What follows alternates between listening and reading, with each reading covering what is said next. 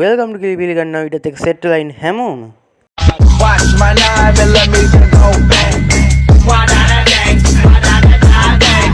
ඔන්න ඉතින් අද වීඩියෝ එකෙන් ගෙනල්ලා තියෙන දැන් පොඩි කතාවක් යනවා Elite Pass 3.0 එනවා කියලා ඒක ගැන පොඩි වීඩියෝ එකක් තමයි අද ගෙනල්ලා තින්නේ ඒත් එක්කම 2026 මේ වාර ඉවෙන්ට් අප්ඩේට් එකකින් පස්සේ එන ඉවෙන්ට් සෙට් එක ගැන කතා කරනවා ඔක්කොම යන්න කලින් මම subscribe කරලා bell icon එකත් ඕල් දාලා වීඩියෝ එක like කරලා තියාගන්න කියලා මතක් කරනවා.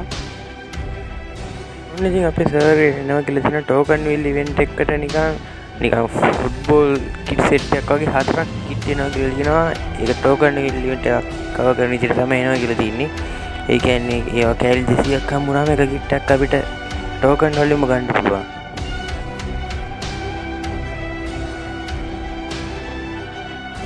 ඔන්න ඉතින් ඊළඟට තියෙන බ්‍රසීල් හන්ට් බන්ඩල් එක රිලීස් වෙනවා කියලා තියෙනවා. يعني රිටර්න් වෙනවා කියලා තියෙනවා.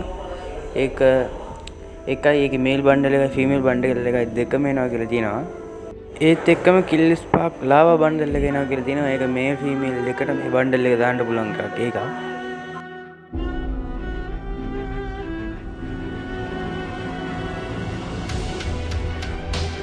ඒත් එක්ක මේකට එනවා කියලා තියෙනවා කිල් ස්පාක් ගැමා බන්ඩල් එකක්.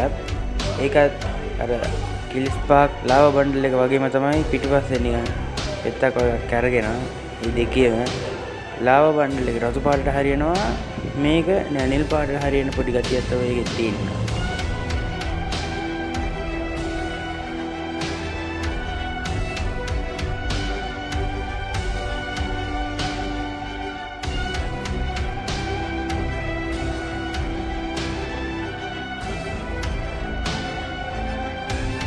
ඉතින් දැන් ගෙනල්ලා තියෙන Elite Pass 3.0 එනවා කියලා පොඩි කතාවක් යනවා.